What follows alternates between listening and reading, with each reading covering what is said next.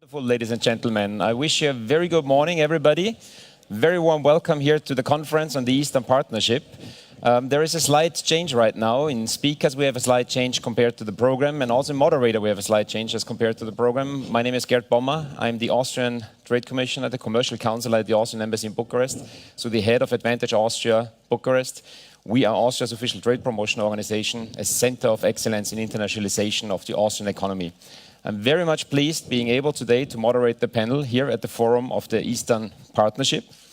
It's a business forum, and the Eastern Partnership is much more than a business forum itself. So we're taking over the business perspective of the Eastern Partnership. The Eastern Partnership program is a program, an initiative of the European Union, which actually is working with all the member states of the European Union, together with Armenia, Azerbaijan, Belarus, Georgia, the Republic of Moldova, and Ukraine. The European Union tries to build common areas in terms to foster democracy, prosperity, stability, increase cooperation, more trade and investment, facilitation of favorable businesses, and so on, and so on. There's many different programs that the European Union does in the framework of the Eastern Partnership, and one of them is actually the European Union program, European Union for Energy. Today with us, we have outstanding panelists, and I'd like to introduce the panelists right now. I have with me Mr. Hayk Harutyunyan. He's the chairman and CEO of the Energy Agency of Armenia. He is deputy minister in this function for energy infrastructure and natural resources of Armenia, project leader for the new nuclear power unit project in Armenia, has an executive MBA degree from Skolkovo School of Management in Russia, a master's degree in international relations from Cambridge University, a bachelor's degree in politics and international relations from Lancaster University from the United Kingdom. Very warm welcome. Thanks for being with us.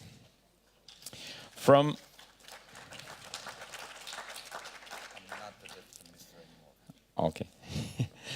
With us is also Vladimir Shevchenok. Vladimir Shevchenok is from Belarus. He's the deputy head of the Unit for Technical and Scientific Policy and External Economic Relations.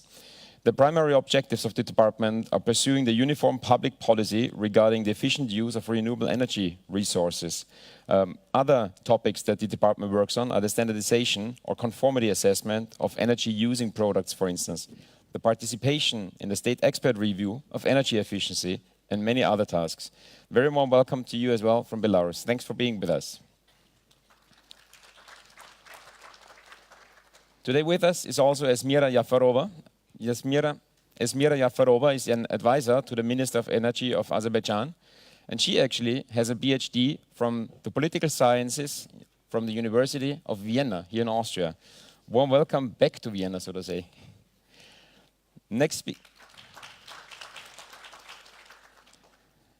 speaker with us is from Georgia, Mr. George Chikovani. Mr. George Chikovani is the CEO of the Georgian Energy Development Fund and has more than 15 years of experience with a strong focus in the Georgian and regional energy sector. Mr. Chikovani assisted the government of Georgia in the national energy policy and strategy, the market development and investment promotion. As a result, Georgia adopted a new energy policy, a transmission grid code, amended the electricity and natural gas law, and many other activities. Thanks very much for being with us today. As well with us is Kalin Negura. Kalin Negura is from the Republic of Moldova. He's the head of the Energy Policy Division and Ministry of Economy and Infrastructure. The division has the objective to promote the state policy in the field of energy efficiency and sources of renewable energy.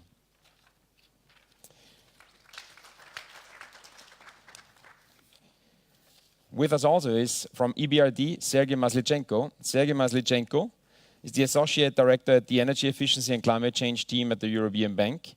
In this function, he is with the European Bank in Kiev, in the Kiev office, but responsible for the whole region, and works on innovative programs like the Ukraine Sustainable Energy Lending Facility, the Finance and Technology Transfer Center for Climate Change in Ukraine, the IQ Energy Residential Energy Efficiency Program, and many other programs.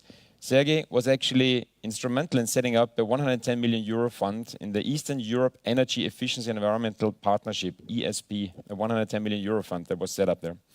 Sergei Maslichenko is a Ukrainian national, holding a master's degree in finance and banking, and got a PhD from Kiev International Economic University, and a postdoctoral research at Oxford University in UK.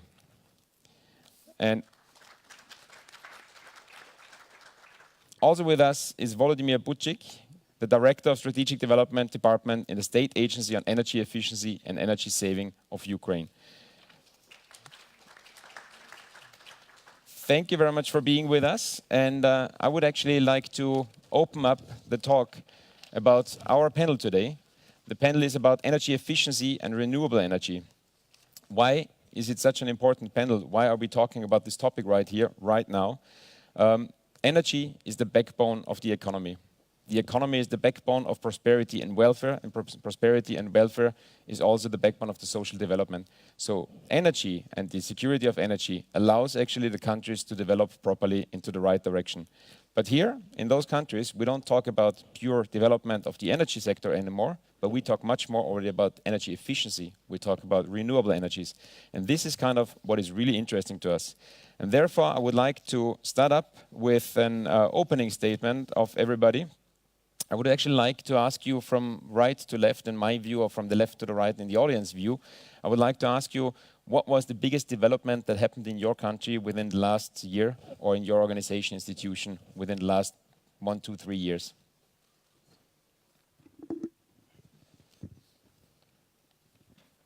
Okay.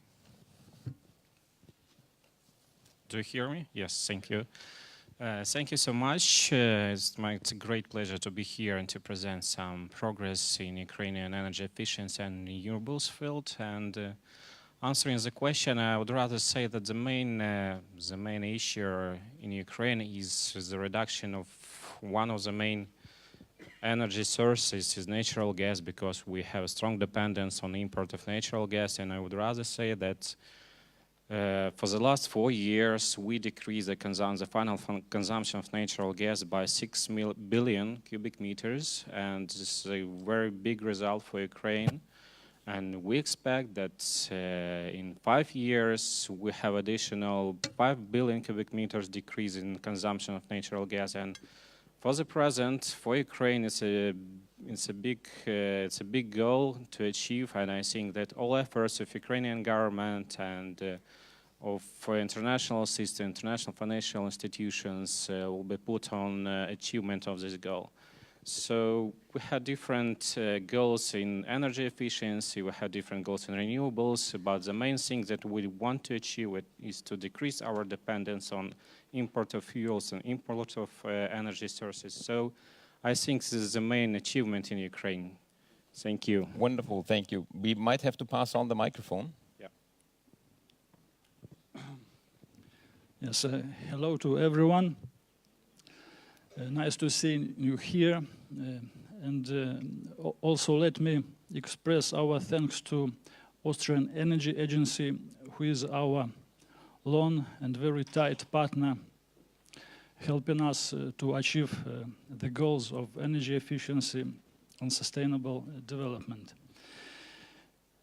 Regarding Belarus, I would say that we have been implementing the fifth energy saving program for the 5 years period. And we adopted the law on energy saving in 1998, 20 years ago. And since that time, we managed to save up 17 million tons of fuel. We attract annually investments into energy saving measures. And last year it was 600 million euros. This amount is going down. In comparison to 2013, it was more than $1 billion spent. And Belarus made great progress. The main target of the Department of Energy Efficiency and of the state program of energy saving is to stabilize energy consumption in the country in terms of economic growth. Since 2010, There was economic growth 2 times, and we remained the consumption of energy resources at the same level. I would like to say that for the last 2 years, Belarus created enabling environment for investments attraction into renewable energy, and there was a hike in building installations in renewables. For the last 3 years, we built 250 megawatts of electric capacities. And all in all, today we have around 400 megawatts. And with the assistance of global environmental facilities, this year there were built 3 energy efficient block of flats.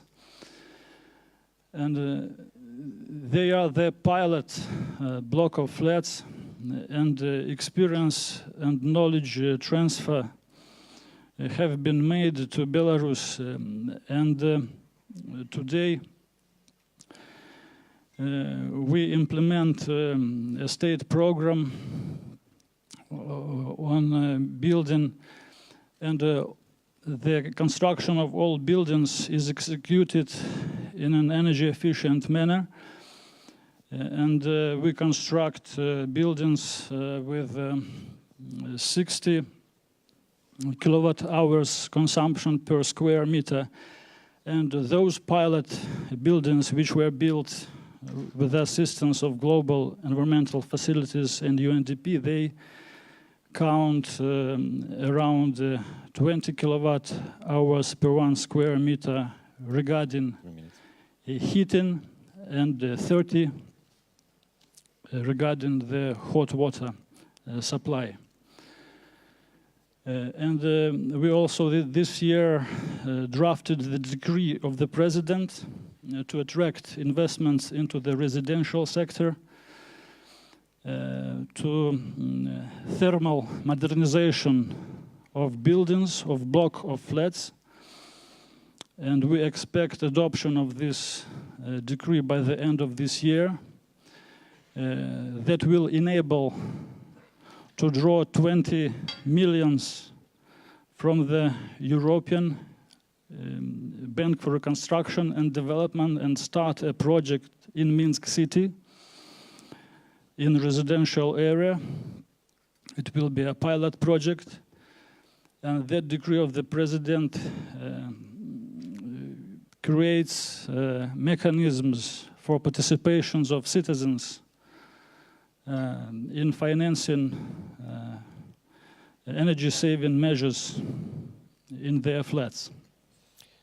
I do understand that you have a really, really broad approach, so to say. It comes from building capacities to reducing imports, the participation of citizens. Wonderful. Next country, how do you approach, what were your biggest achievements over the last few years, 2-3 years, in terms of policies or investments? Thank you very much. Just a very short context on Armenia's energy sector. We don't have oil, we don't have natural gas. We're a landlocked country. We don't, so in a very difficult region. So energy security is a top priority for us. And the only resource that we have that is ours is renewables. So development of renewables and energy efficiency, it's on the top of the government's priorities, and it is something that we must do. It's not something that it's nice to do. So Armenia has been very successful, first of all, to develop its small hydro power plant sector. Over the last 10 years, we built 186. We already have small hydro power plants that account for about 15% of our domestic consumption already. All of those were built by the private sector. And now we're working really hard to develop the solar sector. And just a couple of developments. Over the past 2 years, as a result of advanced forward-thinking legislation and regulation, we managed to have 10% monthly growth in rooftops, and we now have over 1,000 rooftops, solar rooftops in Armenia, and their number is growing, as I said, in average 10% every month. And and we also have utility scale power plants, but our biggest achievement was in the beginning of March of this year, which was the conclusion of an international auction for a 55 megawatt PV power plant, which concluded at 4.19 cents per kilowatt hour. This is the lowest that there is, I think, in the whole of Europe, and one of the lowest in the world, especially if you consider that there is no state participation in the actual transaction. So there is no equity provided by the government. There is no guarantee on the credit, financial credit by the government. So it is a pure commercial project with a strong backing of the government as part of the public-private partnership, but it is a pure commercial investment. And this was one of the main successes, and as a result, we can now build solar PV in Armenia at a price which is twice lower than the thermal generation that we have, without any state subsidies, which makes this policy sustainable, long-term, economically viable, and if we keep the current rates of growth, and I do believe that we will do that, I do believe even that the rates of growth will go even faster, we will have at least 10% of our local generation, domestic generation, by 2023. That's a very pessimistic scenario. So by 2023, we will have at least 10% from solar, 15% from small hydro. We have another 15 to 18% from large hydro, and about 20% from wind. And as a result, with the construction of new medium-sized small hydro, we've got a couple of projects in the pipeline. By 2023-24, we will have zero emissions power production for the domestic market, having about 70% renewables and 30% nuclear. Now we have 30% thermal, 33% nuclear, and the rest is renewables. And by 2024, we are aiming for 100% zero emission and electricity production for a domestic market. That's the goal, and we are moving steady towards that. We did have a little bit of political turmoil in 2018, but the situation will stabilize, and it has not affected too much the projects in the electricity sector. All the investment projects are ongoing. And just one last note, I'm not the deputy minister anymore. I left in June, and I'm working in private non-profit and private projects, investment projects, also in the energy sector, because now I'm not in the government anymore. Thank you. Thank you very much for all the descriptions about all the efforts that you're doing in Armenia. I guess one of the most ambitious transition projects that I've seen so far, that I've heard of so far. But if we move on, maybe we can move on to Georgia, and we can come back to you, Mr. Mazatchenko, with EBRD as giving an overview over the whole region afterwards. Mr. Chikovan, can you give us an introduction into what your biggest achievements were over the last 2-3 years in Georgia? Thank you. I will try to briefly describe what achievements Georgia has achieved during past years.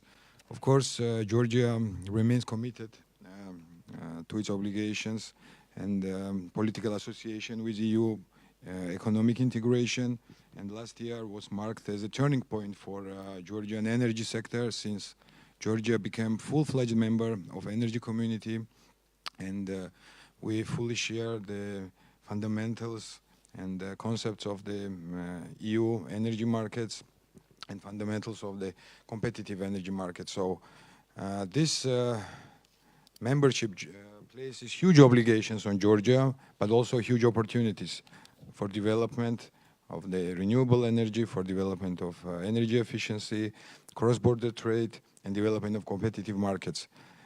This year, Georgia is finalizing few legislative documents like energy efficiency law, energy efficiency action plan, renewable energy law, renewable energy action plan, energy labeling law, building code, and we think that in this year and early next year, those new legislation will be introduced, which will give opportunity for Georgia to become even more energy efficient and to increase its share of renewable energies.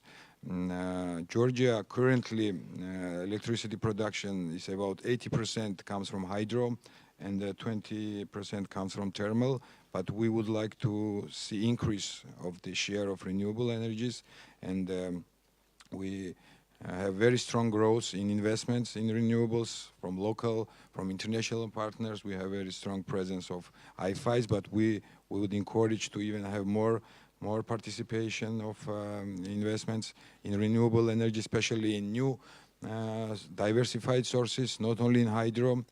We introduced new wind farm plant in a couple of years ago, and we would like to see more wind and solar integrated in our system. We understand that there are some challenges, and I think events like this, participation of different partners, exchanging our ideas will help countries like Georgia, developing countries, to manage these challenges and to address all the issues which is related to energy, sustainability, the reduction of emissions and energy efficiency. Thank you. Thank you very much. Also impressive development in Georgia and a very high share of renewable energies actually. Ms. Yafarova, what's the situation for Azerbaijan? What were the strongest and best developments over the last few years? Thank you very much for this opportunity and invitation to participate. That's an interesting actually question, because Azerbaijan is a hydrocarbon rich country, and we are rich in oil and gas, and we know that we are implementing a lot of projects, global projects in the area of hydrocarbons. And one could ask a question then, if you have hydrocarbons, why do you need renewables? But the thing is, global trends show that the renewable energy is becoming more and more important and getting more and more, let's say, attention and share in the global energy mix. And this is one of the objectives of Azerbaijan as well, because we know that oil and gas, they are depletable sources, but calculations show that there still will be a need for hydrocarbon resources for many more years to come, and Azerbaijan has resources for that. But still, the global trends are global trends, and we're also working, we have been working very diligently over the last couple of years in order to increase the share of renewable energy and energy efficiency in the overall balance of energy balance of Azerbaijan. So just to give you some examples, concrete examples about what we've been doing. Let's say there is this document which is called Azerbaijan 2020 Outlook for Future, which entails some concepts, programs, strategic roadmaps, and other documents that would create opportunities for the development of renewable energy field and energy efficiency in Azerbaijan. We also need to put, and we're working towards putting in place the appropriate legislation in order to enhance and expand the area of renewables in Azerbaijan, and in order to attract private investments and attract the attention of investors to this sector. I'll give you more information during my statement about the share and everything when it comes to the percentages. But there is also this specific draft legislation which is called Renewable Energy Sources that we're currently working on, and it should be ready within 6 months. That legislation would provide a legal basis in order to do all the works that we are planning to do in order to increase the share of renewable energy in Azerbaijan. Currently we have hydro sources mostly that we get renewable energy from, but we're also the country which is rich in let's say sun and wind. So we're also working towards getting energy from sun and wind as well. So solar and wind sources are the let's say potentially attractive renewable energy sources for us. And there is a project in the Berkshire Lake of Azerbaijan. We are working to establish the solar panels there. And we're working with a number of international organizations, a number of international banks, which show interest in coming and working with Azerbaijan, because, again, we are rich in hydrocarbons, but we're also in an area where we have actually a lot of sun and wind, and it will be a sin not to use those resources. So this is what we're trying to do, and we have been doing reforms in energy sector very intensively over the last year. And I think this is already showing, and we have a lot of ambitious plans as well. We're cooperating with a number of international companies. I'm not going to name most of them, but with some of them we have already signed memorandum of understanding, and they show the interest to come and do business in Azerbaijan. With others, we already have established working groups, and they are already flocking in Azerbaijan and meeting up with the necessary, let's say, people in order to see how to promote those projects. So let's say plans are looking up. So I'm going to give you more information in my statement, but in a nutshell, this is what I can tell you. Esmira Yafarova, thank you very much for your statement. And let's come now to the next country that we have here on the panel, the Republic of Moldova. With us is Kalin Negura. As the commercial counselor at the Austrian Embassy in Bucharest, I'm also responsible, or I'm also the commercial counselor at the Austrian Embassy in Chisinau. And by that, 2 weeks ago, I had talks with be it IFC, World Bank, so to say, EBRD, EIB, and the IMF about the diverse projects in the energy sector. What is your view on the energy sector in Moldova? What were the biggest achievements in the last few years? Yeah, thank you. Thank you for your question.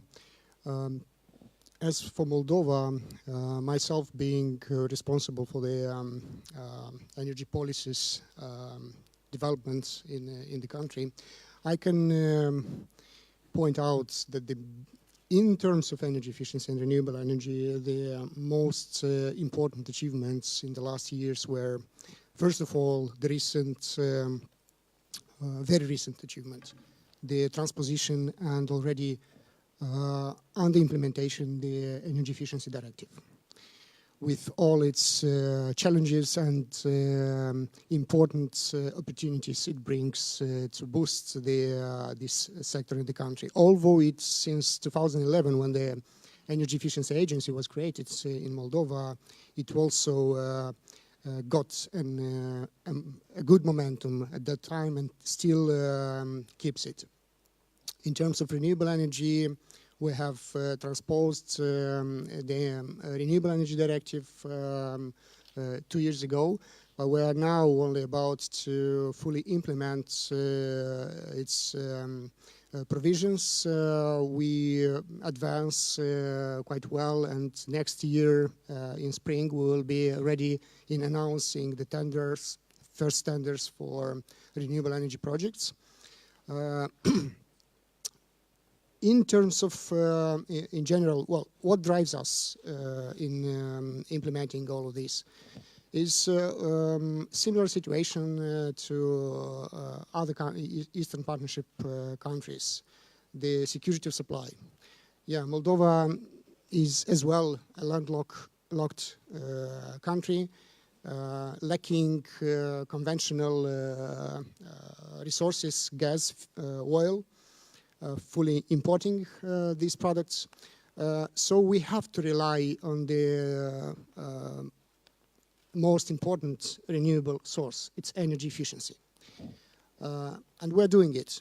We are getting a lot of support, by the way, from our development partners, EBRD, EIB, the World Bank. By the way, one of, in specific terms, we achieved in the last years a breakthrough in the district heating systems in Chisinau.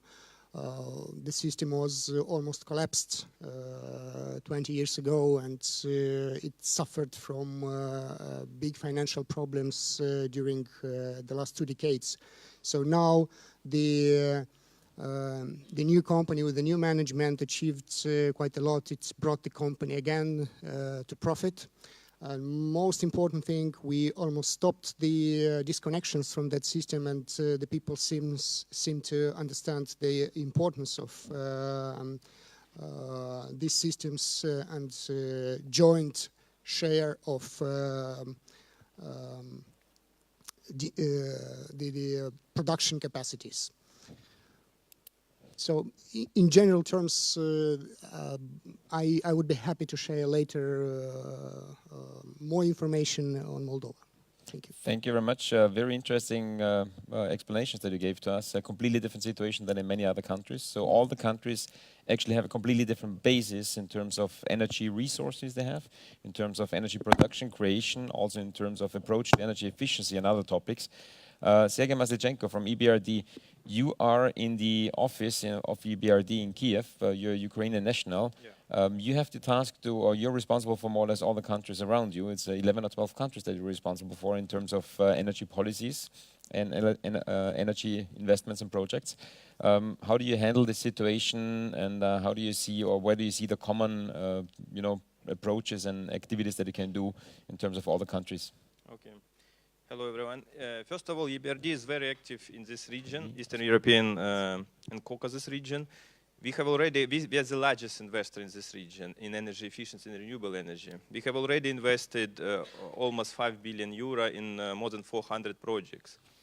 But what is more important, these countries have more or less similar kind of issues, as we heard from colleagues. Energy efficiency in many countries is an issue number one, because many of the countries have industrialized and they inefficiently use energy, both in industry and especially in building stock. Building, stock is very inefficient and enormous consumption of energy, more than industry in many countries actually. But I think what is important that EBRD brings transformational changes in these countries. So our model, I think it's simple but very effective. When we combine together policy changes, legislation changes, creating regulatory framework kind of for investments to come, then we also work with consultants, raising awareness and improving capacities of local banks, businesses, consultancies, government, municipalities, at all levels, which kind of helps to develop these projects. And number three, we bring concessional donor funding, either from EU in form of grants or guarantee instruments, or we also have access to Green Climate Fund, for example, now. In the past was Climate Investment Funds, Clean Technology Fund. And also, of course, we as a bank, we are a development bank, we also provide our commercial financing. So, but blending all these four elements, policy, legislation change, technical assistance, soft loans, concessional funding, and EBRD finance make a big difference. For example, in terms of highlights, I can say in Ukraine, where we have a very strong presence, we created a renewable energy market from scratch. There was nothing 10 years ago. And with the help of the EBRD, the country introduced so-called feed-in tariff system to stimulate renewable energy development. And today, 9 years after, we have 2,000 megawatt renewable energy capacity installed already. Of course, there are discussions, and actually today we have a parliament vote for moving to another auctioning system. But the issue is that because of policy changes, and also EBRD was the first one who started financing. Actually, the first ever solar project EBRD financed was in Ukraine back in 2012. And that, of course, we demonstrated this to commercial banks, and they started also lending heavily now to this type of projects. So this is just an example. We work a lot with the EU and energy community on setting energy efficiency standards in buildings, both residential buildings, public buildings. We introduce so-called energy performance concept in the legislation in all these countries. We work in Moldova and Chisinau, actually, a colleague just mentioned, we provided the loan to rehabilitate public buildings. We also launched recently a credit line for energy efficiency in small business and residential sector in Armenia with Green Climate Fund. And in Azerbaijan, we also work now with the government to set up a renewable energy framework through auction system in the future to help the country to develop.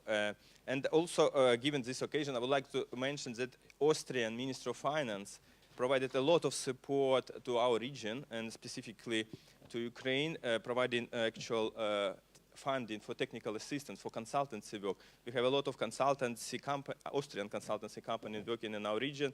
I see many faces even here. And I think this is indeed an important change that we bring foreign business to our region.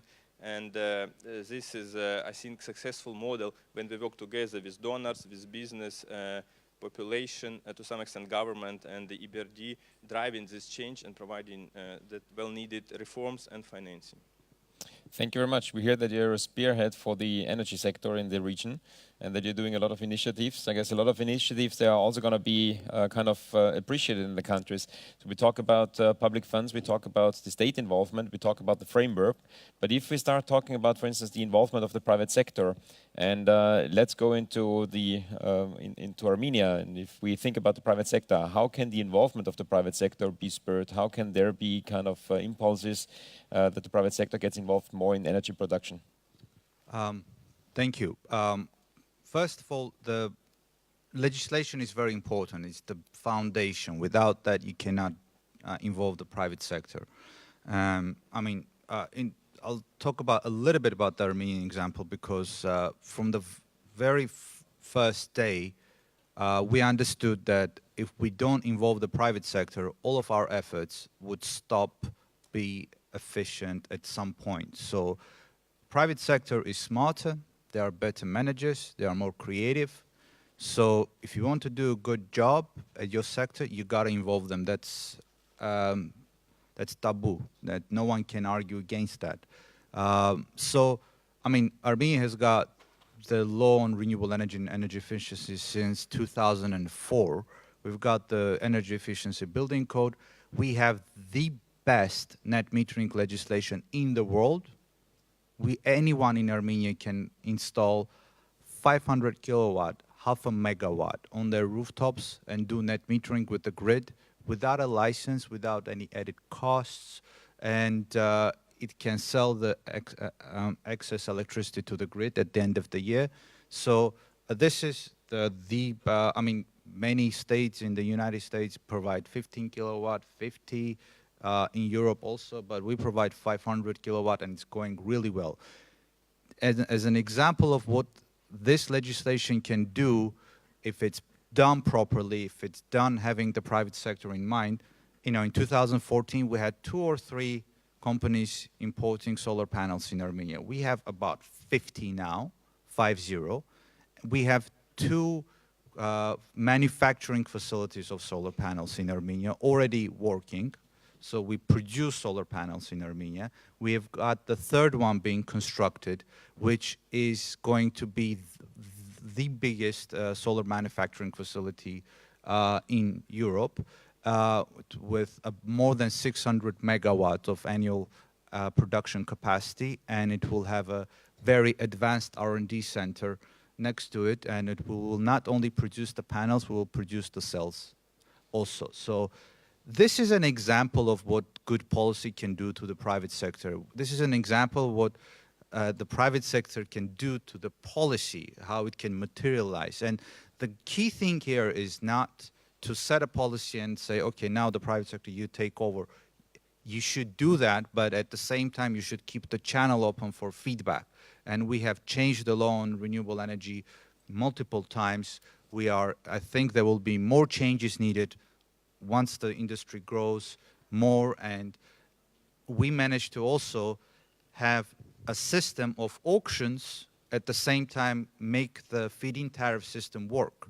So, for example, we had the auction, as I earlier mentioned, and we got 4.19 cents for a 55 megawatt project. But in Armenia, we want more local content also in the generation capacities, more local ownership, and for that we cannot have all the big projects only. We need smaller projects. So we put a cap, let's say 5 megawatt, gave a 100 megawatt limit for 1 year, and anyone in Armenia can apply and get a license for 5 megawatt power plants, and the tariff is the average of the 3 lowest bids that we got in a tender in March of this year. So it's 4.9 cents, which is again about 50% lower than any other thermal capacity that we have. And it's about the same price as the small hydropower plant. And we already have, in less than 3 weeks, the tariff was set. We have 30 megawatt of licenses issued. So to conclude, I just want to, I see a lot of business people around this room. Armenia has created the best conditions for businesses in the renewable energy. Small businesses, also big businesses, but mostly for small and medium-sized enterprises that want to do business in energy efficiency and renewable energy. Come to Armenia. Everything is there. We work very well with EBRD, EIB, KfW. We have financial products in our local banks that pretty much cover every single sector of energy efficiency and renewable energy. We have financial product for solar water heaters, for PV, separate ones. You know, we've got financial products for renovating your houses using energy efficiency measures. So everything is there. And Armenia is one of the champion countries of EBRD, and correct me if I'm wrong, but come to Armenia and invest in Armenia and do business in Armenia. You will earn a lot of money and you will enjoy while doing that. Thank you. Thank you very much. Hayk Harutyunyan, Chairman and CEO of the Energy Agency of Armenia. You told us now two things that I understood so far. It's the first one is you have to create a kind of liberal and open and creative framework for the private sector, and the private sector will organize itself, and the private sector will go for all the investments. And the other thing that you told us right now, which is, I guess, very important, is that those private sector investments can also induce some kind of investments into industry. You build up a photovoltaics industry, you have real value creation in the country, also leading to more GDP, to a higher GDP, not only energy production, but also into kind of know-how transfer and capacity building. I guess a very, very great approach that we heard here. In terms of Azerbaijan, Ms. Izmira Yafarova, advisor to the Minister of Energy in Azerbaijan, I would actually like to ask you something. As I work in Romania, we see that, you know, such a hydrocarbon sector that covers all your own oil and gas needs and actually allows you to export it, also has or creates the need for new framework for the hydrocarbon sector. Where do you think that the hydrocarbon sector of Azerbaijan will head to in the next few years in terms of the energy mixing, kind of the products that it produces as well? Thank you very much for the question. So your question is about the future of hydrocarbon sector of Azerbaijan. So we're kind of deviating from the topic a little bit, but since Azerbaijan is a hydrocarbon-rich country, I'm going to take the question and take the challenge.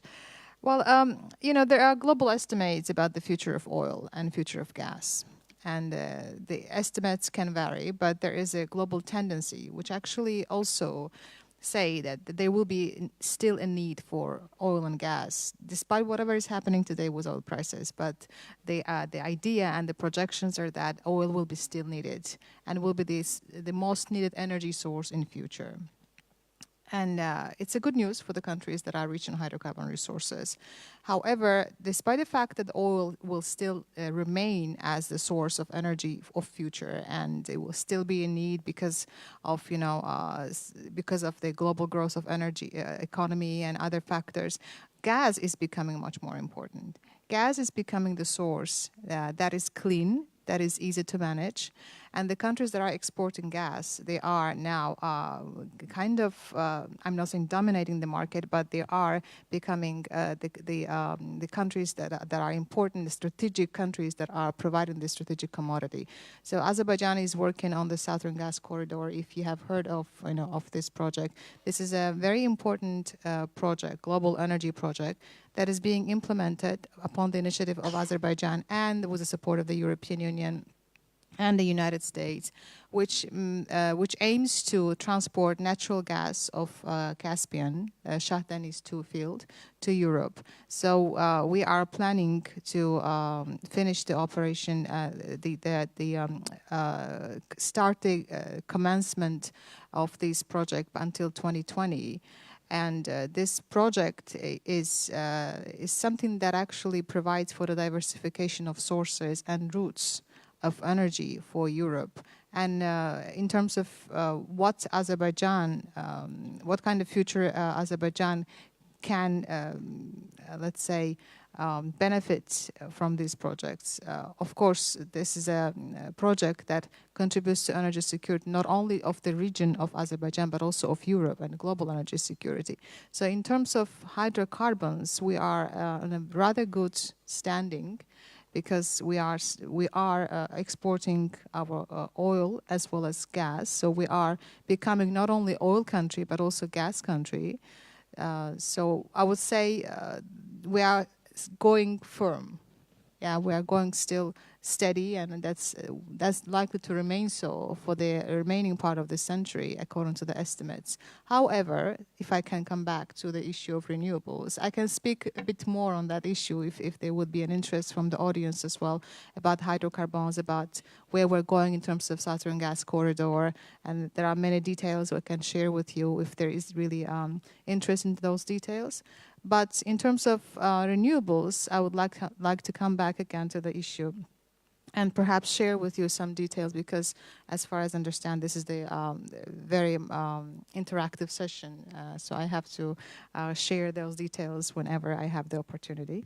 So we are taking the measures to adapt energy policy to new challenges, and we target 20% energy efficiency and reduce carbon emissions, and attain 20% share of renewables in the overall energy consumption balance. We're also striving to reduce carbon emissions about 35% by 2030. In 2009 and 2017, we have put into operation about more than 280 megawatt renewable energy generation capabilities, and this is including hydroelectric stations. In overall electric power generation of the country, the share of renewable energy sources, including big hydropower stations, it constitutes about 18%, and we're working towards increasing that number. So despite the fact that, again, we are a hydrocarbon country, and despite the fact that we are likely to remain so, we also strive to become a country that manages to balance both renewables and traditional sources of energy, because those things should go hand in hand. However, there are, let's say, pluses and minuses on both sides of the equation, because renewable energy can come with their own, advantages and disadvantages, as well as hydrocarbon resources. They both have their advantages and disadvantages. So the idea is to have this balanced share of both resources in the overall energy mix of the country. So what would you see as kind of the major incentive that you have to go into renewables? The major incentive is, you can say it's also business oriented, because you can sell your hydrocarbons and use your renewable sources in your country. But however, renewables, they are depending on climatic characteristics of the country. So sometimes you don't have wind, sometimes you don't have, let's say, solar, sun enough. You can always revert back to your hydrocarbons. But, it's something that you do in a projection. You do in a projection in terms of calculation of global trends. Yeah, so that's something that we think will benefit our country in the overall general perspective. Thank you very much, Jasmira Jafarova, advisor to the Minister of Energy in Azerbaijan. Georgia Chikovan from Georgia, from the Georgian Energy Development Fund. You have a situation that is kind of a bit similar to Austria. Let's say Austria has about 70% in hydro energy production of its energy. Georgia has about 80% in hydro energy. What do you see as the incentive to invest into renewable energy? What could replace, so to say, the hydro energy? Is it a higher demand in energy, or is it actually kind of outdated power plants that you have and that you have to replace? Thank you for the question. Yes, I think it's the mixture of everything that you mentioned. For Georgia, renewables also was #1 priority to energy security and to an uninterrupted supply, which we struggled in '90s. So from early 2000, our approach was to develop private sector, to support private sector-led investments, to commercialize the sector. And I think Georgia is a very good case where most of the energy sector is private, except transmission system operator. In power sector, it's fully privatized, and we are also even thinking right now to even privatize or partially privatize the transmission system operator. Of course, legislation, as my colleague mentioned, is very important, and I think not only legislation, enabling environment. Georgia demonstrated very strong will to reform, to implement ambitious reforms. We are in the top 10 reformers of the country by World Bank, ease of doing business, low corruption, and a very clear, clear games of the rules of the game. So all this, including also very high increase in demand, not only in the country but also regional demand, is led to these investments in renewable energy. And as you rightly mentioned, we are very similar to Austria, and we are very happy to see many Austrian companies participating in investments in our renewable energy, in hydropower, also in other infrastructure projects. Another issue which is very important, how government can support renewable investments, is of course development of grid, ease of access to the new sources, to the national grid, and also access to the international markets and regional markets. And our aim of Georgia is to become leader in a regional hub to connect our neighboring countries which are not connected to each other, provide them competitive markets, to provide very clear rules of the game. We are already strongly cooperating with all our neighboring countries. We developed a 10-year network development plan which aims to almost double the interconnection capacity with the neighboring countries, and we think that this is one of the big incentives to offer investors, renewable energy investors, the opportunity to have access to all the markets. Another important aspect is also providing a liberalized market, to provide competitive market and to address the issues which is concerning regulations of the market. So in the next 3 years we aim to have regional power exchange, day-ahead market, balancing market, ancillary services market, and we think that without any further government incentives for renewable energy sources, they already are competing with fossil fuel sources. They are already competing with each other. So a couple of years ago, hydro was dominant source, and solar and wind couldn't compete, but now we see the trend that solar, especially wind right now, are competing with hydro and competing, of course, with thermal power plants, which is very promising. And there is always challenges with renewable energy source integration into the grid, but I think we are learning our lessons, and in our strategy we are doubling the capacities for renewables in our grid, and we think that this is what government should focus: grid, enabling legislation, and good environment for investment. Thank you, George Gikovani, CEO of the Georgian Energy Development.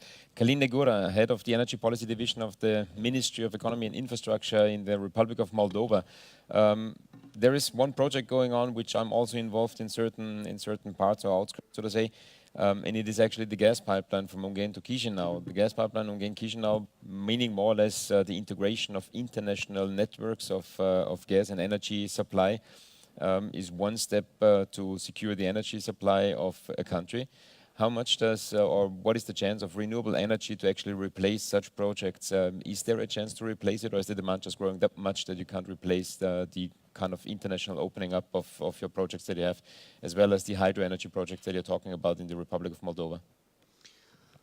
Well, on the term and medium short term, no. I don't think that in Moldova renewables have the chance to replace such type of projects. Regretfully, the natural gas or the conventional fuels will remain the basic elements of covering the national energy demand. However, we have to understand that the renewables also have their challenges. Specifically in case of Moldova, the integration of big capacities of renewables, despite of the fact that it was recently proven that the economic wind potential represents about 600 megawatts, which would cover 60% of our national electricity demand. So there is an economic potential, there is a possibility to develop such type of projects, but the integration into the system, the balancing, and especially the evacuation of the electricity to be produced by intermittent technologies in the off-peak periods is a big challenge to our system. That is why such type of projects as Ungain-Chișinău gas pipeline, but in the electricity sector we have the interconnection, electrical asynchronous interconnection with ENTSO-E for Romanian system. Will enable, after the commissioning of the project, and as it is quite advancing already, with the support of EBRD, EIB, and the World Bank will also embark soonest in this project in financing a high-level power line. After 2024, then we would be able to speak about opening the market for bigger renewable intermittent capacities like wind and PV in Moldova. So far, the government opened the market for both small and large-scale projects of up to 168 megawatts, divided per technology types. For wind, 100 megawatts are allocated as a national quota. Thank you very much, Călin Negura, Head of the Energy Policy Division of the Ministry of Economy and Infrastructure in the Republic of Moldova. Maybe we may just go over to Mr. Volodymyr Bucik, Director of Strategic Development in Ukraine. You are a big country in Ukraine, you have a big power grid. What about the integration of renewable energy into the existing power grids? Is it possible as this? Is there a lot of investment or kind of a lead time of years in advance that you need to be actually able to integrate renewable energy into the existing power grids? Thank you so much for a question. Yes, it's quite a big problem for Ukraine too, because we have a limited capacity of our integral power grid of Ukraine to access additional renewable sources. We have, for the present, I don't want to mistake, but I think that we have 3,000 megawatt of capacities that can be accessed by our electricity grid in Ukraine, but this is not too much, but I think this is enough for the next 3-4 years. The problem is that we face the boost of installment of renewables in Ukraine for the last 4 years. And for example, we have 1.4 billion euros invested in renewables in Ukraine, especially in solar power plants and a little less in wind power plants. And just want to provide some figures, and Mr. Serhiy Myslitchenko has already provided you that we have installed 2,000 megawatts of renewables or for electricity renewables, but I want to say that 120 megawatts of these renewables is rooftop solar panels. It's a very big amount for Ukraine. I think this is a good result for the last 3 years, and this gives us a barrier, or I think this gives us an opportunity to make additional efforts how to deal with this boost of renewables, because why we have such a big increase in renewables in Ukraine? Because we have a very big feed-in tariff in Ukraine till 2030, one of the biggest feed-in tariffs, green tariffs in Europe. For example, if you maybe know, we have 30 euro cents for kilowatt hour for electricity produced from biomass. It is the biggest tariff in Europe. And that's why we're now, for the present time, we are looking to solve this problem and to shift our legislation from feed-in tariff to auctions, this we have a very strong discussion in Ukrainian parliament how to deal with all these problems. We think that in the nearest future, maybe in several months, we will have a new legislation on this field, and I think that it will help us to decrease energy prices and energy tariffs for renewables, because we are going to the line when we can afford additional renewable installments in 3-5 years. It's a big problem for Ukraine. In any case, another way to solve this problem is when we're looking at the demand side, when we're looking at the energy efficiency, how we can deal with these things. Because another target in Ukraine is to decrease energy consumption. And we have a target of 90% decrease till 2020 comparing to 2009. And this is a big problem for us because also we are facing with a lack of investments into energy efficiency in Ukraine. We have some programs, state programs, private programs, how to stimulate investments in energy efficiency, but it's not enough. For the present time, we have a state budget program that provide reimbursements of loans for private households. We have, for example, IQ Energy program, and Mr. Serhiy Maslichenko, if he wants, he can provide you with more additional information about this. And we have started just a year ago energy service markets that help us to invest in public buildings, and we invested 6 million euros only. We have investments of 6 million euros in public buildings energy efficiency.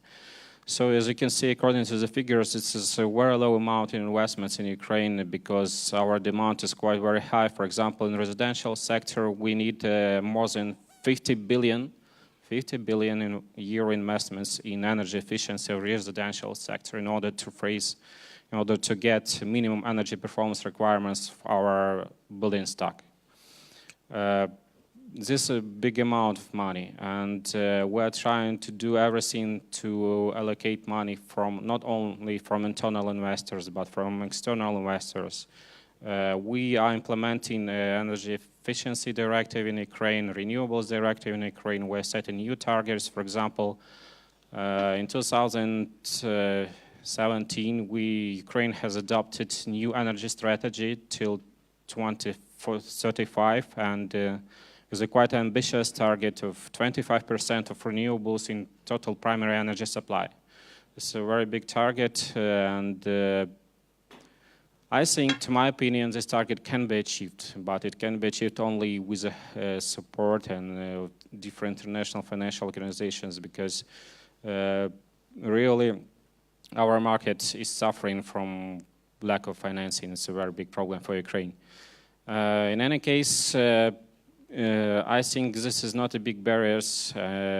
We are looking for a new legislation in renewables. We are looking for new legislation for energy efficiency. We have our national action plans in renewables. We have a national action plan in energy efficiency.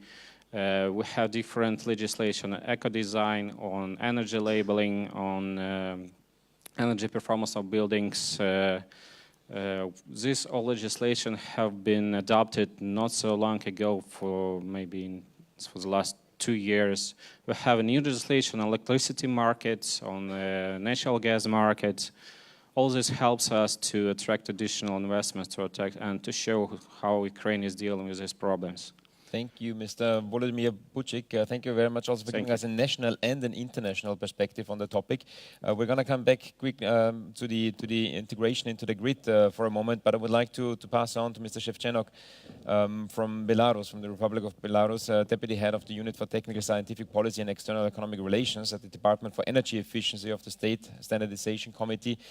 Could you give us a bit of an insight into kind of the prices, what the price of the energy means in the free play of the markets, which way or which policies do we actually have to implement in order to allow a free play of the markets, but to create a prospering renewable energy market? Belarus has not adopted the law on electricity yet. It is due to be adopted because of our obligations within the Eurasian Economic Union, and the Minister of Energy elaborated this law, and we expect its adoption by the government. And when it is adopted, there will be a separation of generation, transmission, and supply of electricity.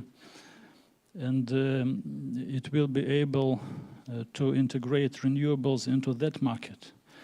Because today, as in Ukraine, we have a very high feed-in tariffs. And as I said, there was a hike in the construction of renewables. The policy of the government is to reduce feed-in tariff and use the renewables for the needs of the enterprises. Because if we have a high feed-in tariffs, it's a burden for the end consumer. And this is the policy our government is adhering to. Of course, our tariffs for residential sector several times less than in Baltic countries, for instance. All right. And on the one hand, it is still a disadvantage, but on the other, it's a social policy that we can manage. Thank you very much for leading over actually to showing the social component of energy and the energy market that it actually has. Mr. Harutyunyan wanted to add a bit more onto the integration into the grid. I kindly ask you for a brief statement as we're coming close to the end of our panel, and I would like to have then one round of wrap-ups and outlooks. Okay, thank you. I'll try to wrap up and give the comment in that case. Few things that we should actually exclude, few words that we should exclude from the discussions when we talk about renewables. That's problem, limitation, grid integration problems. Those are not problems, those are tasks that are manageable, that are doable.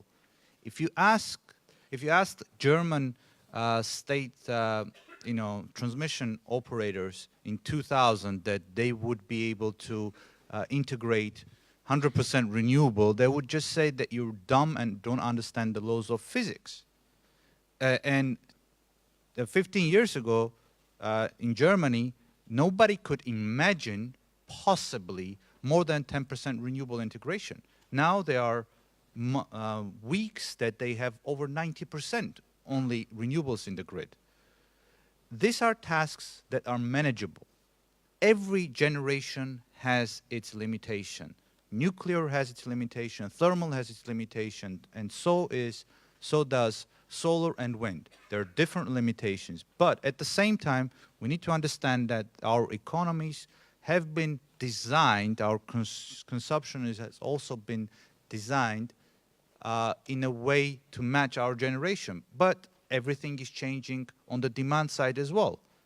It is now possible for the first time to manage the demand through right tariff policies, through smart metering, through smart grids, and you do that in order to match your generation as well, to make your generation more efficient. So all I'm trying to say here that if you want to create a renewable energy policy, do not listen too much to the people that are comfortable with the old ways, that have very big interest in the old ways. Renewable is not the future, it's the present. It does have its limitations, but so does everything else. But there are no problems with the renewables. There are just tasks that must be managed. That's all. Thank you very much, Mr. Harutyunyan, the Chairman and CEO of the Energy Agency of Armenia. Thanks very much for bringing us to the last topic that I actually wanted to hand over to Mr. Sergei Maslichenko. You talked about the smart management. Smart management is necessary in order to actually manage all the new challenges, the new renewables and the new energy sources. Mr. Maslichenko, we heard from the International Energy Agency, Paul Simons, before, the Deputy Executive Director, who said that you should not have a brain drain anymore, but you should have a brain circulation. So what about brain circulation? What about exchange of competences and capabilities within the countries? And how do you support in the EBRD? And could I ask you, looking at the time, could I ask you to give us a brief overview of that? Yes, thank you for pointing out to our presentation. I wanted actually to mention the slide we saw about our future, and you probably saw that 40% comes from energy efficiency and 40% comes from renewables.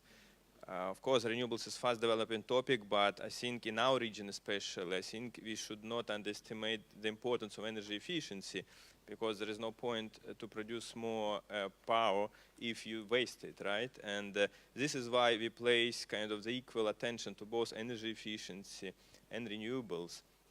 And also to follow up on the previous speaker, how to address the capacity constraints of the grid. And I think in Ukraine we're already reaching kind of this stage in a couple of years. There are four directions. First of all, it's to build new maneuverable capacities. Second is power storage, which already been discussed, and the EBRD is supporting the government to investigate this issue. Number four, you have a grid integrated to European grid, and that you can have more flexibility.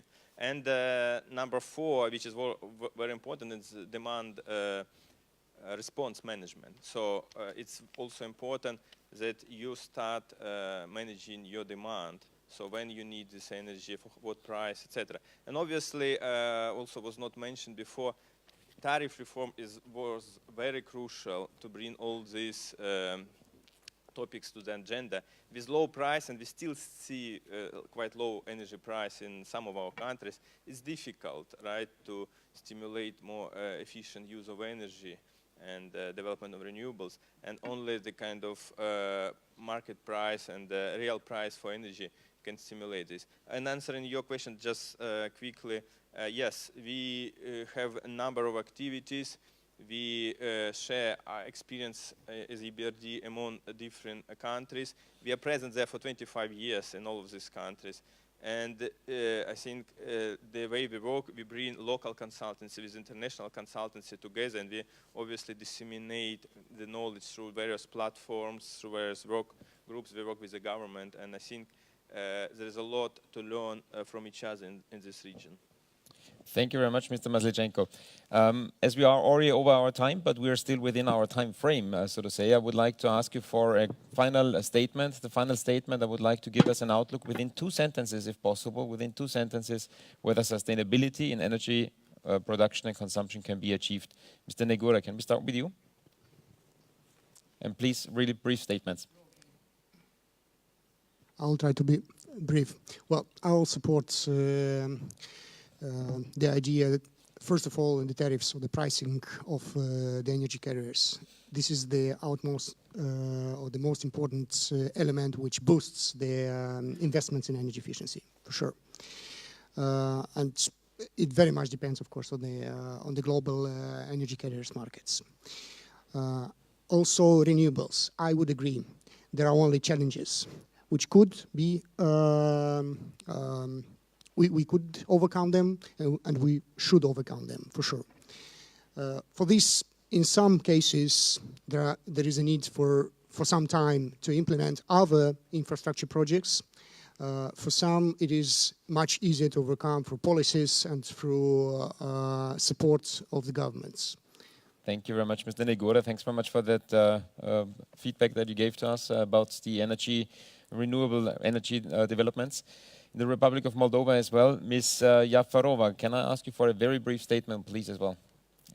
Is sustainability achievable? Yes.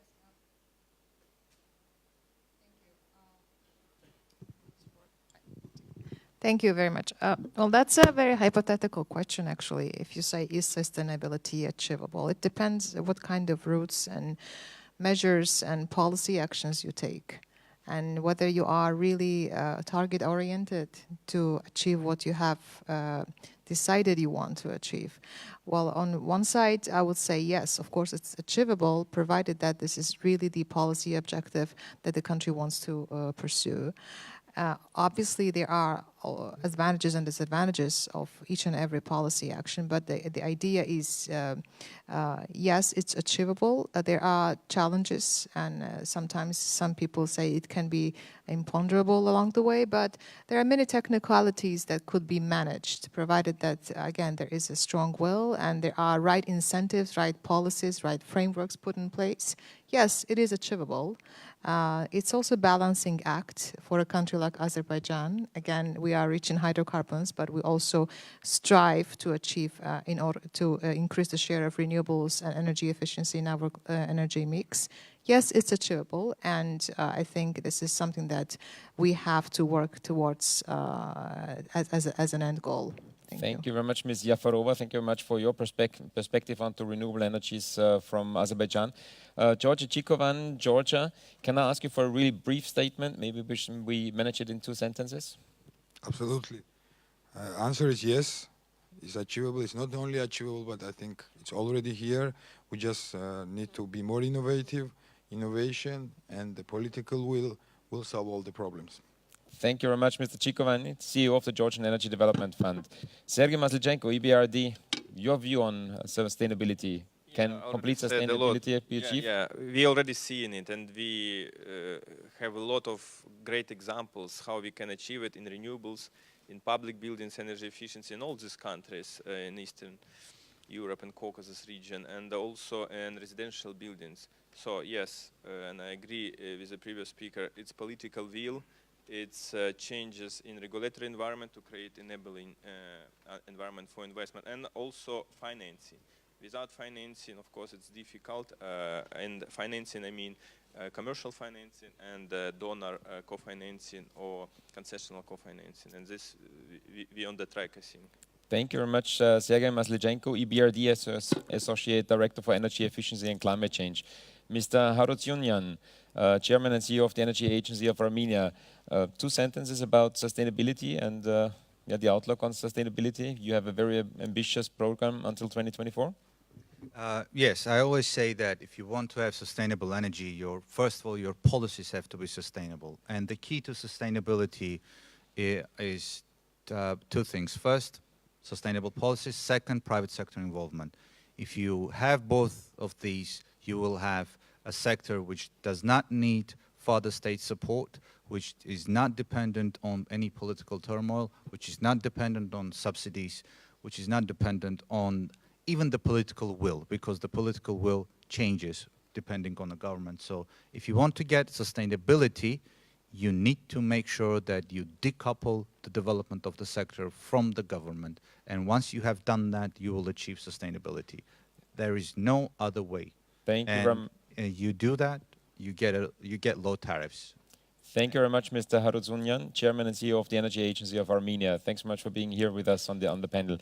Mr. Vladimir Shevchenok, Deputy Head of the Unit for Technical Scientific Policy and External Economic Relations with the State Standardization Committee.